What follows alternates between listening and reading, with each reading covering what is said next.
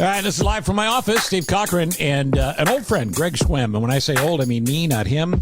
And he is, to me, one of the more inventive comics that's been working and continues to come up with new ideas to stay alive. Just stay alive. Because as comedy clubs slightly reopen and hotels and Vegas and places like that slightly reopen, you got to find a way to make a living. So he's got a cool project coming up. But what have you been doing? Or actually, it's up now that we'll tell you about. But what have you been doing, Greg? What have you been doing for the last year to pay the bills? Yeah, Steve. I mean, I've been doing virtual shows, which, as weird as it sounds, it is just that weird. Any comedian will tell you that doing shows in front of a computer are slightly different than doing shows in front of a live audience. But if that's what people want, I've been doing this for 25, 30 years. So if that's what people want, they're willing to laugh from wherever they happen to be, then I am more than willing to provide the laughs. And I got to say, it's as strange as it is when I'm doing it, when I'm done, it's very gratifying in a way, just sort of knowing that you could make people laugh who are probably completely stressed out at home and their kids are in the next room trying to learn school. And there's nothing wrong with that. So it's nice to see that comedy is still thriving, even if it's in a different environment. Well, people need to laugh now more than ever. So yeah. Are you fully inoculated, or should I move 6 feet farther back from this microphone? I am fully inoculated. I have been for over probably about almost a month and a half now. It's really cool just to feel that way. I don't go out and brag about my status like all these people on Facebook, but it's just nice to know that it's over for me as far as I can tell. Yeah, I've got shot number 2 today, as a matter of fact, as we record this. Are you Team Pfizer, Team Moderna? What are you? That's so funny that you asked that, because I just wrote a column for the Tribune about how this is all we talk about now. Right. I am Team Pfizer, and then I can just walk past people, and all I have to do is pick up a little snippet of their conversation, like any effects, any side, what people are talking about. Sure. Just by going past, because that's all we have to talk about these days. And did you have any side effects from the second shot? Nope, nothing. I was just. I couldn't believe how easy it was, and I almost felt like I was taking somebody's space by having to, how like when you give blood, and you go in that room and you're fine, and then you think, why am I here? Because there might be somebody who really needs this chair or this table, and I should just leave. That was me. Well, and the thing that people need to know is you're supposed to feel a little fuzzy. If you don't get any funky feelings after the second shot, that's great. But if you do, all that means is it's your immune system turning on to fight the COVID, and that's a good thing. Now, I'm not hoping for nausea today. I'm hoping I got what you got, which is nothing. To tweet about. Right? Yeah. Hey, I feel awful. Right. All right. So I want to talk about the fact. Now, last I knew, breaking and entering was illegal. So explain to me this concept about how you're going into people's homes. Right. That's one way to put it. So yes, I came up actually about 4 years ago.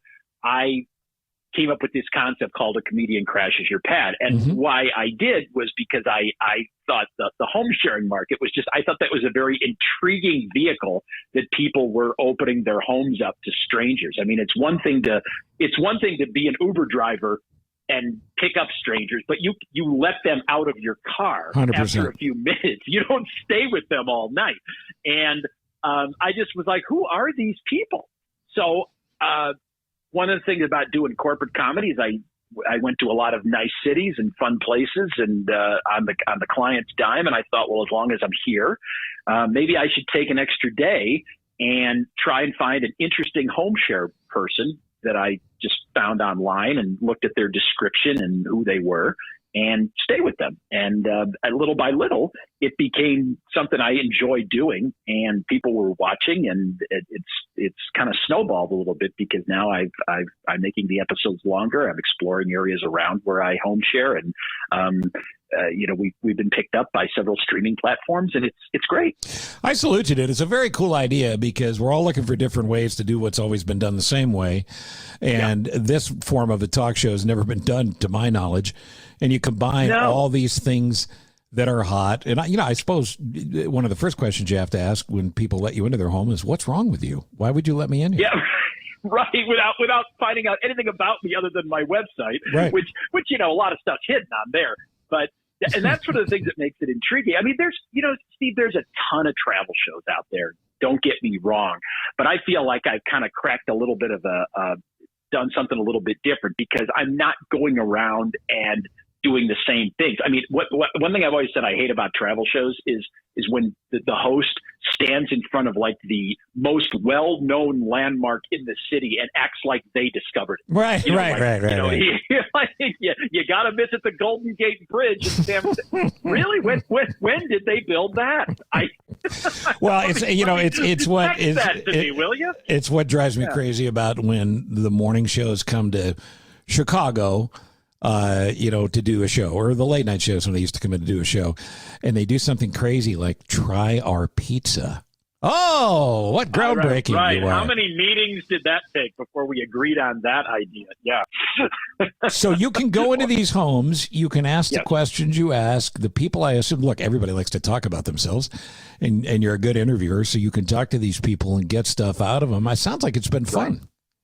It has been fun. And you know what's great is it's such we work without a net. I mean, I work with a 1 or 2 person crew. And all I say to my hosts is there's 2 requirements. You have to give me an on-camera tour of your property. We just let the cameras roll. We don't stop. I don't want to stop. That stuff comes out when it's just free form. And you have to, then we do a sit-down interview where you tell me why you're doing what you're doing. Why are you home sharing? And are you doing it just for money? Surprisingly, a lot of people are not. They do it for reasons other than money. And then after that, it's fair game. I mean, I will do whatever you like to do. If you have a horse farm out and back, let's go look at the horses. If you have a favorite bar you like to go to, let's go. I don't really care. I always say that the people I interview, those are the stars. You tell me what you want to do and let's go do it. So are you running into people that, and by the way, this is not me, are you running into people that just love people so much that they want to do this, to have other folks around? Yeah, I think I don't think you could be a home share host unless you're a people person. Yeah, I only maybe 1 or 2 people that I kind of maybe misfired a little bit on trying to analyze them and thinking they were going to be really fun. And once I got there, I realized, they are just doing this for money. When I get there, I'm not like, hey, what are we going to do next? I'm not that guy, but obviously that's going to make for a little better of an episode. But what I'm doing now is I'm also starting to expand the episodes, make them longer, and also show some of the different kind of things that are around their property, whether it's, some sort of an attraction that maybe nobody knows about. Again, going back to, I don't want to go stand in front of the Golden Gate Bridge. I just did one in Kenosha where I found a guy who, he's an artist and he designs coloring books, and coloring has gotten very popular. Yeah, very much. In the pandemic, not just for kids, but for adults. And I mean, this guy, it's a small shop. He doesn't have a lot of people in there, but it's something that he's passionate about, and nobody else is designing coloring books in Kenosha. So I'm like, that's the guy I want to interview right there. So where do we find it? Because we're going to fast run out of time here, and I want people to see it. I don't want to give away the endings to any of these, but have you had anybody follow you home after you left? No, just on social media, maybe, but no one's followed me home, and nobody said, "Well, if I stay in your place, if you stay in my place, I have to come to your house." Well, yeah, I mean, you're a nice guy, and if you run across the wrong type of lonely, I'm just concerned for you. Yeah, no, and I appreciate that, but no, nobody's done. Everybody has been incredibly supportive of this. It is my hope that as the series gets bigger, that I can go back to some of those places, maybe with a bigger crew, and do it again. And I think all of them would welcome me. I hope that's a cool idea. Yeah, follow-ups. As far as I have done a follow-up at one place in French Lick, Indiana. I actually have shot 2 episodes there. And it's interesting because the guy got so much business after the first one that I did that he invited myself and my wife, and he said 4 other couples, and he goes, "It's on me. Come for a weekend." Sweet. It was a farm. Nice. And we had the best time. So anyway, fantastic-entertainment.com. That's my distributor. Okay. That's where you can go. You can see some free ones. You can purchase some longer ones. And, of course, you can always go to a comediancrashesyourpad.com as well. That's a Comedian Crashes Your Pad, correct? Yes, correct. Mm-hmm.